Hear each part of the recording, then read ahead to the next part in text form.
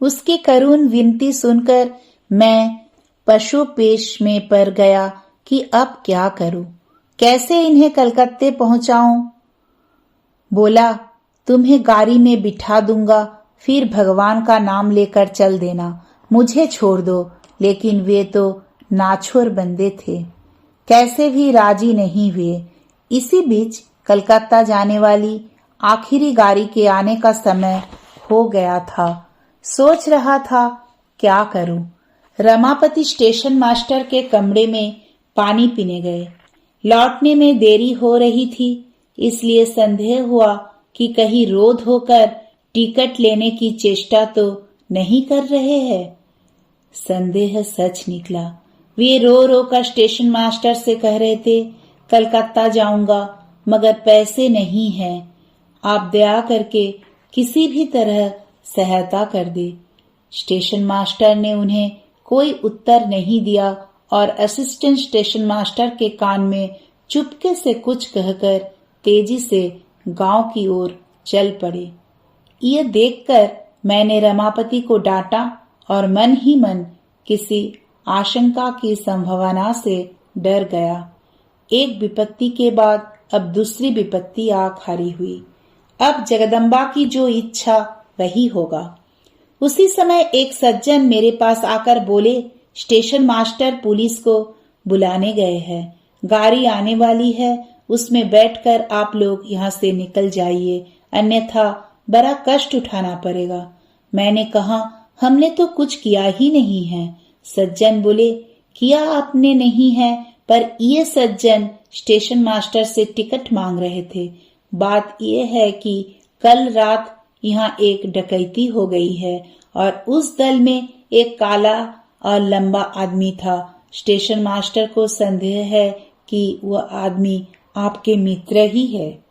हे भगवान, ये कैसी अप्रत्याशित विपत्ति आ पड़ी। मित्र ने बात सुनी तो भय के मारे रोना शुरू कर दिया। उत्तम सलाह के लिए उन सज्जन को खूब धन्यवाद दिया।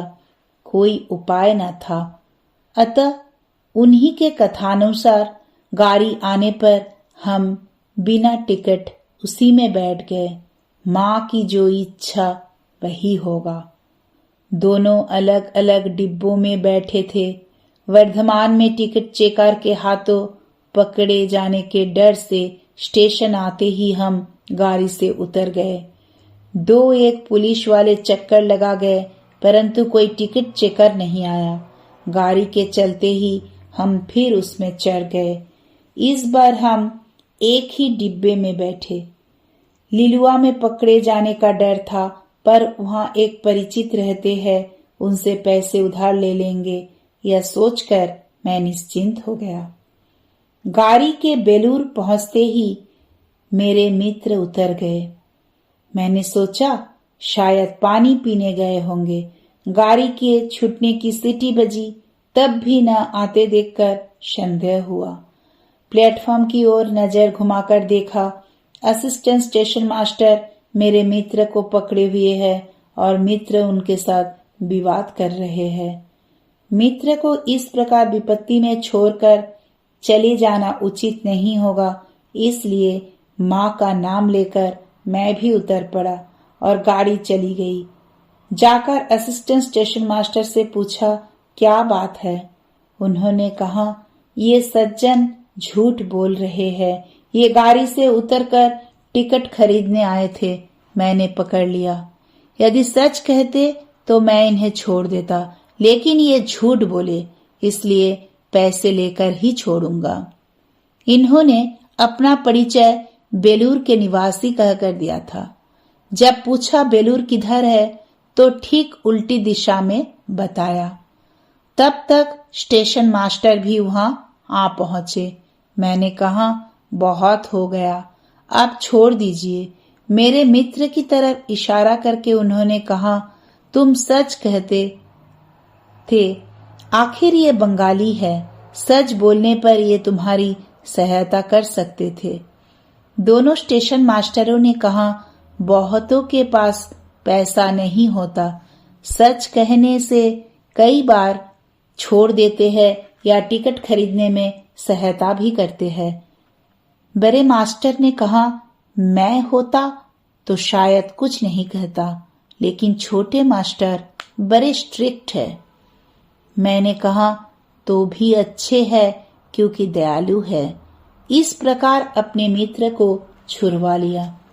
दोनों स्टेशन मास्टर चले गए। ईश्वर की कृपा से दोनों को ही मुझ पर संदेह नहीं हुआ, इसलिए पूछा नहीं कि मैं कहां से आ रहा हूं। इतने समय तक मेरे मित्र लज्जित होकर चुपचाप खड़े थे। एक शब्द भी उच्चारण नहीं किया था। उन लोगों के सामने कुछ बोलते ही मुश्किल हो सकती थी। स्टेशन के अंधेरे प्लेटफॉर्म पर एक बेंच के ऊपर बैठकर मैंने पूछा, टिकट खरीदने गए थे तो मुझसे कहकर क्यों नहीं गए? मैं यदि प्लेटफॉर्म की तरफ न देखता तब तो तुम यहीं रह जाते और बड़ी मुश्किल में पड़ जाते। मित्र ने कहा, सोचा 8 आने पैसे है, लिलुआ में पकड़े गए तो बड़ी मुश्किल हो जाएगी, इसलिए यहीं से 2 टिकट खरीद लो। इस विषय पर चर्चा को आगे न बढ़ाकर मैंने मन ही मन ईश्वर का स्मरण करते हुए कहा, बोलो अब क्या इच्छा है? बेलूर मठ यहाँ से जितना दूर है करीब उतना ही दूर हावड़ा स्टेशन भी है। इतनी रात को मठ में शायद स्थान न मिले और तुम्हें लेकर वहां जाने की इच्छा भी नहीं है। हावड़ा जाना चाहते हो तो पटरी के पास से होकर चलो। वे हावड़ा जाने को राजी हो गए। मुझे लग रहा था कि उन्हें हावड़ा तक पहुंचा दूं तो शांति मिले। वहां उन्हें नमस्कार करके विदा मांग लूंगा।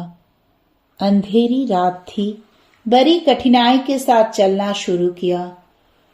बीच बीच में तार से, पत्थर से या रेल की पटरी से ठोकर खाते खाते हम लोग लिलुआ पहुंचे।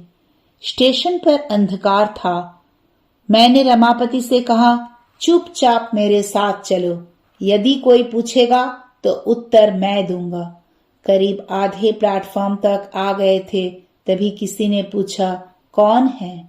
उत्तर दिया, हम है। वह और कुछ नहीं बोला, सो गया।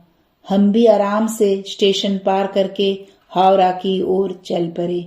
रेल की पटरी के पास से होकर चलना खतरनाक था, अतः शहर के रास्ते को पहुंचे और हावड़ा स्टेशन पर जाकर जलपान किया। इसके बाद वहां के एक बेंच पर बैठकर मैंने कहा, मित्र अब मुझे विदा लेने दो। कलकत्ते तक तो पहुंचा दिया और आशा करता हूं कि अब खुद ही अपने घर पहुंच जाओगे। इतनी रात को न जाकर सुबह चले जाना, मैं भी अपने घर जाऊंगा। तुम्हारे साथ निकलकर मुझे एक महान शिक्षा मिली है और वह यह कि 2 व्यक्ति मिलकर और आपसी सलाह से गृह त्याग नहीं होता। साथी लेकर साधु होना असंभव है और मेरा अभी भी समय नहीं हुआ है, अन्यथा प्रभु मुझे इस प्रकार क्यों लौटा लाते। लेकिन जीवन का लक्ष्य त्यागाश्रम सन्यासी रहेगा।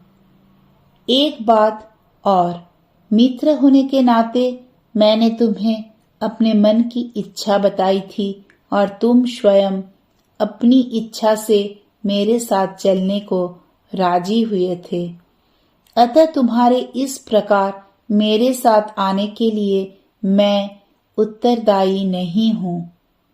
संन्यास मार्ग पर निकलने के पूर्व कई बार हमने इसकी कठिनाइयों तथा इसके कष्टदायक जीवन पर चर्चा की थी। तुम सब सोच समझकर ही जाने के लिए तैयार हुए थे। तुम इतने दुर्बल हो, कोमल हो, यह मुझे ज्ञात न था। अस्तु, घर के लड़के हो, घर लौट जाओ, मैं तो चला। ये कहकर मैं उसे स्टेशन पर छोड़कर रात के करीब 2-2:30 बजे अपने घर पहुंचा।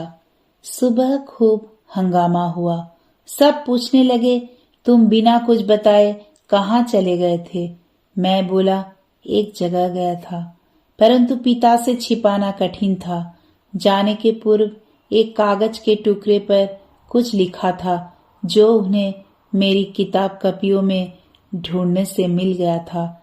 ठीक क्या लिखा था याद नहीं, शायद लिखा था, renunciation is the goal of my life, this world is full of misery, blessed is he who realizes God. त्याग ही मेरे जीवन का आदर्श है। यह संसार दुखमय है। धन्य है वह व्यक्ति जो ईश्वर का दर्शन पाता है। उस पर किसी का नाम नहीं था, पर निस्संदेह पिताजी के लिए ही लिखा था। उन्होंने कहा, लौट आए हो, बहुत अच्छा किया। जितने दिन मेरा शरीर है यहीं रहो। मेरी मृत्यु के बाद जो इच्छा हो करना। और कुछ नहीं कहा। आगे भी फिर कभी किसी दिन उन्होंने इस विषय को लेकर मेरे साथ चर्चा नहीं की और कुछ न पूछा, मानो कुछ हुआ ही न हो। 1916 ईस्वी तक ऐसे ही चलता रहा क्रमशः। जय श्री राम कृष्ण।